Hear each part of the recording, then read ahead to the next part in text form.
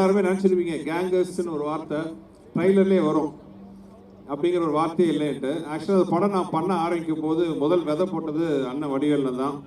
இது மாதிரி ஒரு படம் ஆரம்பிக்கலான்னு பிளான் பண்ணி அங்கேருந்து ஒரு சின்ன அந்த ஒரு நாங்கள் ஒரு கான்வர்சேஷன் ஆரம்பித்த விதை தான் வந்து இன்றைக்கி இந்த படமாக அவங்க முன்னாடி வந்து நிற்குது.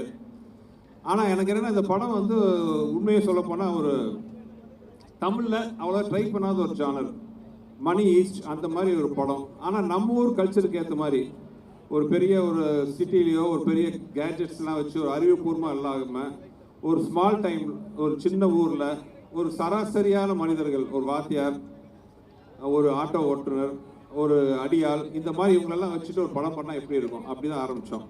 பட் எனக்கு டைட்டில் மட்டும் ஃபிக்ஸ் ஆகாமல் இருந்துச்சு. என்னடா டைட்டில் வைக்கலாம், ஷார்ட் அண்ட் ஸ்வீட்டாக இருக்கணும்னு யோசிச்சுட்டு இருக்கும்போது ஒரு வேளை வடிவேல் நான் கேட்டார், என்னென்ன டைட்டில்னு. இல்லைண்ணே இந்த கேங்ஸ் ஆஃப் வாசிப்பூர் அப்படிலாம் வந்துருக்கு, கேங்ஸ்டர்ஸ் அப்படிலாம் ஒரு ஸ்டைலிஷாக சின்னதாக வேணும், ஆனால் சரியாக செட் ஆக மாட்டேங்குதுண்ணே அப்படின்னு கேட்டுருந்தேன். அப்போ தான் வடிவேல் நான் அசால்ட்டாக சொல்லிட்டு போயினா கேங்கஸ் அப்படின்னு, கேங்கஸ் அப்படின்னாரு. நான் சிரிச்சுட்டு சொன்னேன், அண்ணா கேங்கஸ்ங்கிற வார்த்தையே இல்லைண்ணே, அது கேங்ஸ்டர்ஸ். அப்படியாண்ணே நமக்கு என்னென்ன தெரியும்னு சொல்லிட்டு போயிட்டாரு. ஆனால் அவர் அந்த வெள்ளந்தியா சொன்ன அந்த ஒரு விஷயம் வந்து எனக்கு ரொம்ப பிடிச்சிது. கேங்கஸ் அதே அப்படி வார்த்தை வச்சா என்ன தப்பா, நம்ம கண்டுபிடிக்கிறதா எல்லாமே. இது வடிவேல் இங்கிலீஷ் ஒரு ஆக்ஸ்போர்ட் யூனிவர்சிட்டி கொடுத்த என்சைக்ளோபீடியா கொடுத்த ஒரு வார்த்தையாக இருக்கட்டுமேட்டு கேங்கஸ் டைட்டில் வச்சோம். இப்படி ஆரம்பிச்ச ஒரு படம். இனி வடிவேல்னு கொஞ்சம் படத்தை பற்றி பேசுவார்.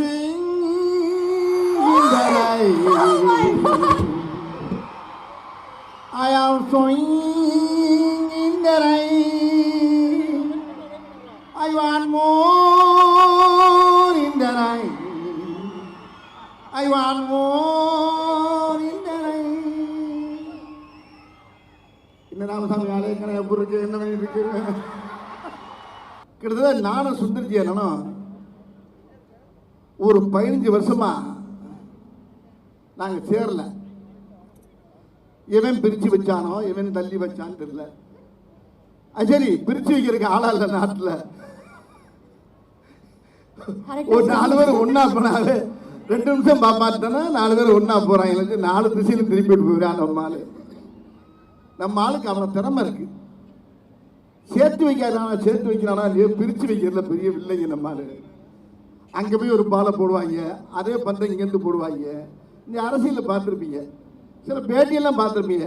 என்னங்க உங்களை பற்றி எப்படி கேட்குறாங்களே, உங்கள் அபிப்பிராயம் என்ன? அது எப்படி கேட்குறது, கேட்கும்போது எப்படி பார்த்துருப்பீங்க, பேட்டியில் பார்த்துருப்பீங்க. சார் நீங்கள் வந்து ரொம்ப வர வர உங்களுக்கு திமிரு அதிகமாகி போச்சாம்ல அப்படின்னு அவர் சொல்கிறாரு. அதை பற்றி உங்கள் கருத்து என்ன? சின்ன பிள்ளையில போட்டு விடுறது அதுக்கு பேர். அதுக்கு பேர் இப்போ வேற.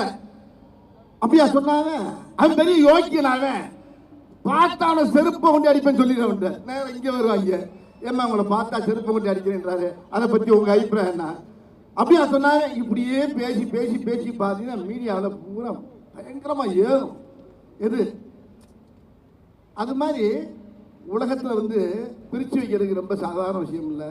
அந்த மாதிரி இடையில ஏகப்பட்ட நாட்கள் நாங்கள் பிரிஞ்சது வந்து 15 ஆண்டுகளுக்கு பிரிஞ்சது வந்து எங்களுக்கு வந்து பெருசாக தெரியல. ஆனால் நேற்று பண்ண படம் மாதிரியே இருக்குது. நாங்கள் 2 பேரும் சேர்ந்து பண்ண படம், ஒரு வின்னர் படத்தில் சேர்ந்த மாதிரி இந்த படத்தில் சேர்ந்து ஒரு மிகப்பெரிய அருமையான ஒரு படத்தை கொடுத்துருக்கின்றத என்னால் சத்தியமாக சொல்ல முடியும்னு நினைக்கிறேன். தமிழ் சினிமாவில் வந்து அதிகமாக இருக்கக்கூடிய நகைச்சுவை நடிகரில் வந்து கொஞ்சம் கம்மி தான். பொதுவாக எடுத்துக்கிட்டிங்கன்னா ரவிக்குமார் பண்ணுவார், பி வாஸ் பண்ணுவார். அதுக்கப்புறம் அதிகமாக எனக்கு பண்ணுறது வந்து ரொம்ப தமிழ் திரையுலகத்தில் சுந்தர்ஜி அண்ணங்கிறத நான் சத்தியம் பண்ணி சொல்ல முடியும் என்னால்.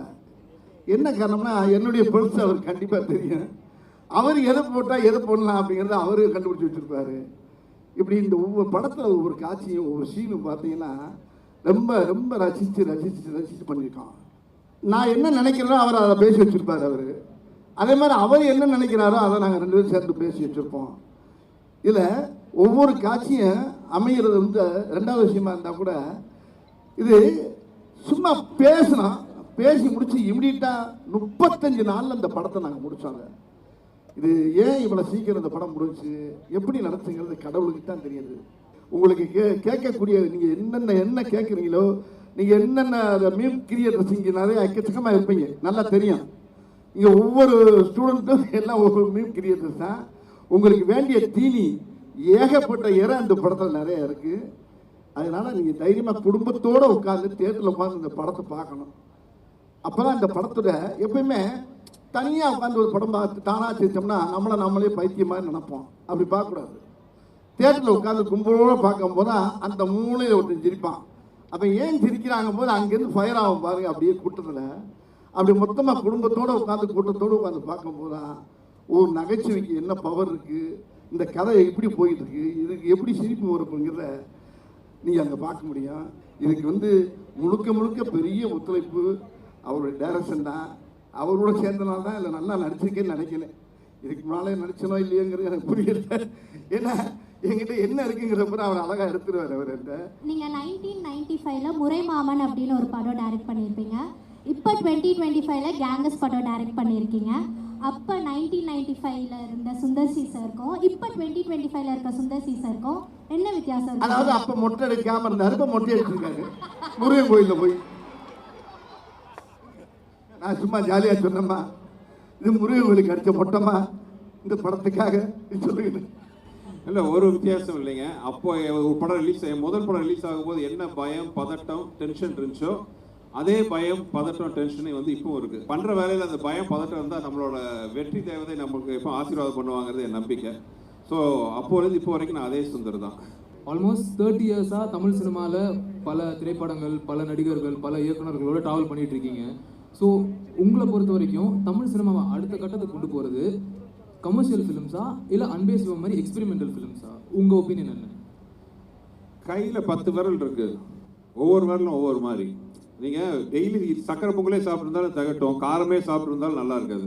எல்லா டைப் ஆஃப் படங்களும் வரும். சினிமாங்கிறது எல்லாமே, அது கமர்ஷியல் இருக்கணும், காமெடி இருக்கணும், ஆக்ஷன் இருக்கணும், நல்ல ஒரு மெசேஜ் சொல்கிற படங்களும் இருக்கட்டும். எல்லா டைப் ஆஃப் படங்கள் இருந்தால் தான் பார்க்கறதுக்கு இன்ட்ரெஸ்டிங்காக இருக்கும். எல்லா படமும் காமெடியாக இருந்தாலும் போர் அடிக்கும், எல்லாமே சீரியஸாக இருந்தாலும் போர் அடிக்கும். ஸோ அடுத்த கட்டத்தை நகரத்தை கொண்டு போகிறதுக்கு முக்கியமான விஷயம் நல்ல படங்களாக இருக்கணும், நல்ல கண்டென்ட்டாக இருக்கணும்.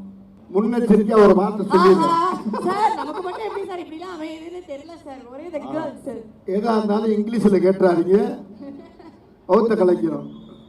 என்னோட கேள்வி என்னன்னா, நீங்களும் சுந்தர் சி சாரும் வின்னர் மூவி ஒரு மைல் ஸ்டோனாக அமைஞ்சிருக்கு. அதே மாதிரி இந்த கேங்ஸ்டர் மூவி ஒரு மைல் ஸ்டோனாக அமையுமா சார்? மயில் கல்லா? இது மயில் கல் இல்லைம்மா, இது மிகப்பெரிய வைரக்கல். இது இந்த படம் எப்படின்னு கேட்டிங்கன்னா, ஒரு ராஜா தலையில் இருக்க கிரீடத்தில் இருக்கக்கூடிய ஒரு வைரக்கல் தான் இந்த படம். படமே ஒரு கிரீடம், ஆனால் அதுக்கு மேலே பல லட்சக்கணக்கான வைரக்கல்லை பதிச்ச மாதிரி இந்த படத்தில் அவ்வளோ முத்தான விஷயம்லாம் இந்த படத்தில் இருக்குது. ஒன்றும் பெரிய கதையெல்லாம் இல்லை, சாதாரண கதையை தான் பண்ணியிருக்காரு. அதை அணுகுணமாக ரசித்து நாங்கள் எல்லாருமே சேர்ந்து பண்ணியிருக்கோம். இல்லை, இன்னும் முக்கியமான விஷயம் என்னென்னா, நான் வந்தவனே கேட்டேன், இங்கிலீஷில் எதுவும் பேசிடாதீங்க, வகுத்த கலைக்குன்னு சொன்னேன்னா கேட்டேன்னா, ஆனால் உங்களுக்கு புலவில் வந்துருச்சுங்கிறீங்க. ரைட், பரவாயில்ல. ஏன் இப்படி சொன்னேன்னா, அந்த வார்த்தையை இந்த கதையை அண்ணன் என்கிட்ட சொல்லும் போது, அண்ணே இந்த கதைக்கு என்ன டைட்டில் வச்சுருக்கீங்க அப்படின்னு சுந்தரன் கேட்டேன். அதுதானே அப்படின்னு யோசனை பண்ணிக்கிட்டு இருக்கேனே அப்படின்ட்டு ஒரு 2-3 டைட்டில் பேசும்போது நான் எதாச்சும் அண்ணே டீம் ஒர்க்கை பார்த்தோமா இல்லை கேங்கர்ஸ்ன்னு வச்சிடலாமே அப்படின்னு கேட்டேன். கேங்கர்ஸா? ஒரிஜினல் பேர் என்ன தெரியுமாண்ணே உங்களுக்கு கேட்டாருன்னு சுந்தர்ஜி என்ன தெரியலண்ணே அப்படின்னு. கேங்ஸ்டர்னே ஒரிஜினல் பேர் கேங்ஸ்டர். நீங்கள் என்ன கேங்கர்ஸுங்கிறீங்க என்ன பண்ண? ஐயோ எனக்கு கேங்கர்ஸ்ன்னு வந்துருச்சுன்னு எனக்கு தெரியலண்ணே அப்படின்னு சொன்னோன்னே அவருடைய ரொம்ப நட்புக்குரிய வெங்கடு, விச்சு இவங்களெல்லாம் கூப்பிட்டு கேட்டார். ஏன்னா இந்த டைலாக் இந்த டைட்டில் சூப்பராக இருக்குன்னு எல்லாருமா சேர்ந்து டிஸ்கஸ் பண்ணி என்னை கூப்பிட்டு, அண்ணே நீங்கள் சொன்ன அந்த தப்பான வார்த்தையை நான் கேங்கர்ஸ்னே இந்த படத்துக்கு நான் வச்சிருந்தேன்னு சொன்னார். இது எனக்கு பயங்கரமான ஆச்சரியத்தை உண்டாக்குச்சு, சந்தோஷத்தை உண்டாக்குச்சு. ஆகினால இந்த படத்தில் அவர் வித்தியாசமான பேர் அந்த படத்துலேயும் சொல்லிருங்கன்னு சொல்லி என்னை சொல்ல வச்சுட்டாரு. பார்த்துப்பீங்க நீங்கள். ஒரிஜினல் பேர் கேங்கர்ஸ் தானே, நீ என்ன கேங்ஸ்டர் தானே, நீ என்ன கேங்கர், அது ஏற்கனவே தான் இருக்குல்ல, இப்போ புதுசாக ஒன்று ஆரம்பிச்சிருக்குன்னு சொல்லி ஆரம்பிச்சிருக்கான். அதனால் தப்பாக எப்பயுமே எல்லா படத்துலையும் பேசுகிற இங்கிலீஷை இது நான் தப்பாக சொன்ன வார்த்தையை டைட்டில் வச்சுருக்காரு. ஆனால் அந்த படம் ரொம்ப ரைட்டாக இருக்குது. படம் பாருங்க நீங்கள் நகர மூவியில் சுந்தர்சி சார் இங்கே வா அங்கே வா ஏரியாவுக்கு வா முடிஞ்சா என் வீட்டுக்கு வான்னு சொல்லுவீங்க. கடைசியாக அவர் எதுக்கு தான் வர சொன்னீங்க? சும்மா பில்டப் தான். எந்த படத்தில் சொல்றீங்க நீங்கள் சொல்லுங்க? நகரத்தில். ஆமாம், இப்போ ஊர்களில் தானே செய்வோம் நம்ம. என் மேலே கை வச்சு இல்லை. இப்போ எல்லா படத்துலையுமே வந்து அண்ணன் கூட பண்ண பூரா வந்து ஒரே பேட்டன் தான். அதில் இப்போ ஷர்ட்டு போடுறது எல்லாருமே ஷர்ட்டு போட தான் செய்யலாம், எல்லாருமே உடம்பு துணியை மாற்றத்தான் செய்யலாம். அதில் கலர் கலராக மாத்திரம்ல, ஒருத்தருக்கு ஒவ்வொரு டிசைன் பிடிக்கும், இன்னொருத்தவங்களுக்கு ஒவ்வொரு டிசைன் பிடிக்கும். அது மாதிரி நகைச்சுவையிலே யாருக்குமே தெரியாமல் அந்த அந்த கேரக்டர் மாற்றிட்டே வருவான். ஏய் ஒரு படத்தில் இளநீர் தூக்கி அடிப்பார் வின்னரில், அடிச்சுன்னு சொல்லுவேன் வேணாம் வேணாம், என்னடா வேணாம் அப்படின்னு போய் குத்துவார். திருப்பி வேணாம் வலிக்குது அப்படிமே. அதே பேட்டன் தான் இதுலையும். வின்னர்ல வாடா வா தொட்டுல நீ சரியான ஆம்பளை அந்த அங்கே வாடா. நான் எதார்த்தமா போவேன், அவர் பாவம் வீடு பார்க்க வருவார், அங்கே வந்தால் இங்கேயும் வந்து நிற்பார். கடைசியில் பார்த்தா வீட்டுக்கே வந்துடுவார். இது ஊரா நம்ம ஊரு ஆளுகள், நம்ம ஊரா செய்கிற ஆளுங்க தான். அவ்வளோ பேர் யாரை பார்த்தாலும் நீங்கள் ஒரிஜினல் ரவுடியெல்லாம் உலகத்தில் யாரும் கிடையாதுங்க. கடைசியில் இப்படி தான் சொல்லிட்டு நேரம் பார்த்தா கடைசியில் இதை எண்டு இதுக்கு மேலே எதுவும் இல்லையா, என்னை விட்டு போகாது கதறி அழுகிறதானே. இது ஊரில் நடக்கிறது அது. அதை நாங்கள் சும்மா யதார்த்தமாக பேசிட்டு இருக்கும்போது அதை ரொம்ப அழகாக ரசித்தார் அண்ணன். ஆனால் எடுக்கிறது ரொம்ப கஷ்டம், வாயில் சொல்கிறது ரொம்ப ஈஸி. அந்த நகைச்சுவை காட்சி அழகாக அதுக்கு வந்து ஷார்ட் வச்சு அழகாக அந்த சீனியர் மக்கள் மத்தியில் கொண்டு அழகாக ஈஸியாக சேர்த்தாரு. அந்த பெருமை என்னை விட இவருக்கு தான். நீங்கள் கிரி மூவியில் வீரபாகுன்னு ஒரு கேரக்டர் நடிக்கும் போது ஆமாம் அக்காவை வச்சுக்கிட்டு தான் பேக்கரியை வாங்கினாங்க அப்படின்னு சொல்லிட்டு சொல்லுவீங்க. இங்கே வாங்க, இந்த கேள்வியை சுந்தர்ஜியே கேளுங்க. அதாவது 20 வருஷத்துக்கு முன்னாடியே அவர் இதை பண்ண மாட்டேன்னாரு. அண்ணன் இதை பிற்காலத்தில் கேட்பாங்கன்னாரு. பார்த்தா சொல்லி வச்ச மாதிரி 20 வருஷம் கழிச்சு அதை கேட்குறீங்க. இந்த கேள்வி எரேஸ்.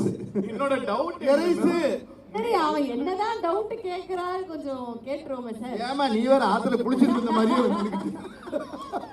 என்னோட டவுட் என்னன்னா, அவரு அர்ஜுன் சார் கிட்ட சொல்லுவாரு, சொல்ல முடியாது, பார்த்தா எல்லாருக்கும் தெரிஞ்சிட்டு இருக்கும்.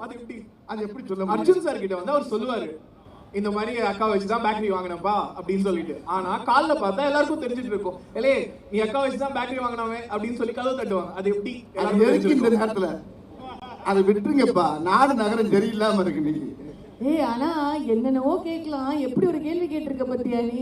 எங்க சிந்தனை இங்க போயிரு பத்தியா? நல்ல வருவேன் மேன். அந்த கதையில அந்த இடத்துல தேவைப்படுச்சு. இருந்தாலும் அண்ணன் நீங்க சொல்லுங்க, அது எப்படி சார் தெரிஞ்சது? இல்ல அது என்னன்னா, தெரியும் அந்த படம் பிடிக்கிறாங்க. அது ஒரு சின்ன கதை. என் ஃப்ரெண்ட் ஒருத்தர் இருந்தார், அவர் டெய்லி வந்து என்ன விஷயம் சொன்னார், சுந்தர் யார்ட்டையும் சொல்லாத, காலையில் டெய்லி என் வீட்டுக்கு ஒரு காக்கா வந்து உட்காருது, அதுக்கு நான் சிம்சன் பேர் வச்சு டெய்லி வந்து நான் போய் சாப்பாடு கொடுத்தா சாப்பிட்டு போகும், நானும் மிஸ்டர் சிம்சன் ஃப்ரெண்ட் ஆகிட்டோன்னு சொன்னார். இது எனக்கு பயங்கர சிரிப்பாக இருந்துச்சு. நைட்டு பேசுனது, நைட்டு போய் எல்லாம் என் ஃப்ரெண்டுக்கு சொல்லிட்டேன். அடுத்த நாள் காலையில் அவருக்கு ஃபோன் பண்ணி, என்ன மிஸ்டர் சிம்சன் சிம்சன் கலாட்டா பண்ணாங்க. அதுதான் இங்கே வந்துச்சு. சந்தேகம் தெரிஞ்சா போச்சா? இல்லை பட் அந்த டீலிங் எனக்கு ரொம்ப பிடிச்சிருச்சு. சந்திரமுகி படத்துல அந்த அரண்மனைக்குள்ள போற ஒரு சீன் இருக்கும்ல, அதை பத்தி பேசும்போது ரஜினி சார் அதை பத்தி பேசும்போது அவர் சொல்லியிருப்பாரு, இந்த சீன்ல வந்து வடிவேலு என்னை தூக்கி சாப்பிட்டுருவாரு, அதனால வந்து நான் ரொம்ப அதிகமா எஃபர்ட் போட்டு நடிச்சேன் அப்படின்னு. அது போல நீங்க நடிக்கும் போது ஏதாச்சும் ஒரு ஹீரோ நம்மளை விட நல்லா பண்ணிடுவாங்க அப்படின்ட்டு ரொம்ப அதிகமா எஃபர்ட் போட்டு நடிச்ச படம் இருந்தா அதை பத்தி ஒண்ணுமே இல்லை. எந்த படமா இருந்தாலும் சரி, எந்த ஹீரோவா இருந்தாலும் சரி, யாரு கூட நடிச்சாங்களே என்னுடைய வேலையை நான் கேட்டா செஞ்சுக்கிட்டு இருப்பேன். இதை நான் யார்கிட்ட கற்றுக்கிட்டேன்னா பெரும்பாலும் கவுண்டமணி சார்ட்ட கற்றுக்கிட்டேன். அவர் யாராக இருந்தாலும் எந்த ஹீரோவாக இருந்தாலும் அவர் பாட்டுக்கு அப்படியே டாப் ஆங்கில போயிட்டே இருப்பார், டாப் கியரை போட்டு. அதே மாதிரி நாயேஷ் தான் பண்ணுவார். யார் இருந்தாலும் சரி என்னுடைய வேலை கேட்டால் செய்யும்போது அங்கே என்ன அப்படின்னா, அது கண்ணுக்கு ஓவர்டாக்காக தெரியும், இல்லை டேமினேஷன் பண்ணுறான்னு தெரியும், என்னமோ தெரியும். அதை பற்றி என்னை பற்றி யாரும் டேரக்டர் என்னை கூப்பிட்டு சொல்ல மாட்டாங்க, பிவாசார் சொல்ல மாட்டாங்க, யாரும் சொல்ல மாட்டாங்க. நான் பாட்டு செய்கிற வேலையை செஞ்சுட்டு போயிடுவேன் அந்த படத்தில். அந்த மாதிரி காட்சிகள் நிறையா இருக்கும். அதில் சில நேரத்தில் என்ன செய்யறது, இந்த மாப்பு வச்சுட்டாங்க ஆப்பு இதெல்லாம் எல்லாமே அந்த கிரிக்கெட் பூராமே டைரக்டர் சார் தான். அதில் ரொம்ப எல்லா விஷயமும் அதை சொல்ல போனோம்னா எல்லா படமும் டைரக்டர் தான். என்ன செய்வோம், நான் என்ன செய்வேன்னா, அவங்க குழம்ப அப்படி லேசாக குழம்பு வச்சு கையில் கொடுத்துருவாங்க. என் சாரில் கொஞ்சோண்டு குழம்பு தாளிப்பேன், கடுகு போட்டு கொஞ்சம் தாளித்து கமகமன்னு கொடுக்குறது தான் என்னுடைய வேலை. இல்லை கையை பார்த்தா எங்கே இருக்குது, மூஞ்சியை பார்த்தா வயசான மாதிரியே இருக்குது, இதுக்கு என்ன கவுண்டர் கொடுப்பீங்க? அப்போ டைரக்டரை போய் நான் போய் சொன்னேன், ஆனால் இந்த மாதிரி அப்படின்ட்டு நாங்கள் அசோசியேட் எல்லாம் சேர்ந்து இப்படி ஒரு டைலாக்கை போட்டுருவோம் அப்படின்னா உடனே ஓகேன்ட்டார். அந்த டைலாக் என்ன, கழுத்து கீழே யோகா போட்டுறங்க அதானே. இப்படி அங்கங்கே என்ன செய்யுதுன்னா, என்ன ஒரு பெரிய சந்தோஷமான விஷயம்னா, இந்த படத்தில் இவரே டைரக்டரு, இவரே ஹீரோ, அதனால எனக்கு பிரச்சனையே இல்லாமல் போச்சு. சார் எனக்கு ரொம்ப நாளாக இது ஒரு டவுட்டு சார். நீங்கள் நகைச்சுவை நடிகராகவும் குணச்சித்திர நடிகராகவும் பல படங்கள் நடிச்சிருக்கீங்க. ஆனால் நீங்கள் நகைச்சுவை நடிகரானது உங்களோட சாய்ஸா இல்லை டேரக்டரோட சாய்ஸா? இல்லை, நான் வந்து இயற்கையிலே ரொம்ப சீரியஸாக தான் இருந்தேன். நான் என் குடும்பத்தில் கஷ்டப்பட்டு ரொம்ப போராடி ரொம்ப சிரமப்பட்டு தான் உள்ளே வந்தேன். நகைச்சுவைங்கிறது என்னுடைய ஃப்ரெண்டோடு சேர்ந்து அடிக்கிற கூத்து. அந்த கலாட்டாவே எனக்கு வந்து தொழிலாக மாறிடுச்சு. அதனால் அதை நான் கையில் எடுத்துக்கிட்டு இங்கே வந்தேன். ஆனால் சீரியஸ் தான் நான் வாழ்க்கையில் ரொம்ப அனுபவிச்சிருக்காங்க. நகைச்சுவைங்கிறது வீட்டுக்கு வந்தால், வெளியே போனால் நகைச்சுவை, வீட்டுக்குள்ளே வந்தால் கொஞ்சம் லேசாக ஃபேமிலியுடைய ஃபீல் இருக்கும். அதனால் அது ரெண்டுமே எனக்கு ரொம்ப உதவ ஆரம்பிச்சு. இப்போ ஒரு கேள்வி ஞானத்தில் பாட்டு பாடுவேன். அதுவும் எனக்கு சினிமாவில் இளையராஜா வாய்ப்பு கொடுத்து என்னை பாட வச்சிட்டாரு. அவருக்கப்புறம் ஏஆர் ரஹ்மான்ட்ட பாடினேன். தேவரமன்னை வந்து சீரியஸான கேட்டு கொடுத்தாரு. அதுலேயும் எனக்கு சீரியஸில் ஜெயித்தேன். மாமன்னன் ஒரு படம் வந்துச்சு, அதுலேயும் சீரியஸு. இப்போ அதுக்கு பின்னால் இப்போ கேங்கர்ஸ்ன்னு பார்த்தீங்கன்னா அதுக்கு அப்படி ஃபுல் ஆப்போசிட்டு. ஆக ரெண்டுமே உடம்புல இருக்குது. அதனால் ரெண்டுமே நான் தேர்ந்தெடுத்துக்கிட்டு தான். நடிகர் திலகம் சிவாஜி கணேசன் சார் பற்றி சொல்லுங்கள் சார். நான் பேசிக்கலாக புரட்சித் தலைவர் எம்ஜிஆருடைய ரசிகர். நான் அவர் படத்தை ரொம்ப பார்த்து சினிமாவுக்கு வந்தேன் நான். அவ்வளோதாம்மா. Okay sir. நெக்ஸ்ட் வந்து சூப்பர் ஸ்டார் ரஜினிகாந்த் சார் பற்றி சொல்லுங்கள் சார். அவர் ரொம்ப சிறந்த மனிதர். அவர் சொல்கிறத அழகாக செஞ்சுட்டு போயிடுவார். யாரையும் போட்டு டிஸ்டர்ப் பண்ண மாட்டார். அவர் வந்து ஒரு ஆன்மீகவாதி. அவர் எல்லாருக்குமே அவர் பிடிக்கும். அவருக்கு எல்லாத்தையும் நல்லா பேசுவார், அன்பாக பழகுவார். Okay sir. நெக்ஸ்ட் வந்து பிரபுதேவா மாஸ்டர் பற்றி சொல்லுங்கள் சார். அவன் வந்து வகுத்துல பிறவிலே கர்ப்பப்பையிலே நடனம் ஆடினவர். அவர் என்ன அப்படி அருமையான ஒரு பிறவி. அவர் நல்ல ஒரு தெய்வ ஆன்மீகவாதி, எல்லாருக்குமே பிடிச்ச ஒரு ஆள். ஆமாம், பெரும்பாலும் அவர் தரையில் ஆடி நான் பார்த்தது இல்லைம்மா, டாப்பில் ஆடி தான் பார்த்துருக்கேன் அவரை. அப்படி ஒரு பிறவி கலைஞர். அவரை பற்றி சொல்கிறதா இருந்தால் நிறையா இருக்குது. இதுக்கு மேலே இப்போதைக்கு போதும் சார். லாஸ்ட் கொஸ்டின், துபாய் குறுக்கு சந்தை பார்த்திபன் சார் பற்றி சொல்லுங்கள் சார். அவர் அடாடா, அவர் கூட அடுத்த காம்பினேஷன் சீக்கிரம் பண்ணுவேன்னு நினைக்கிறேன்.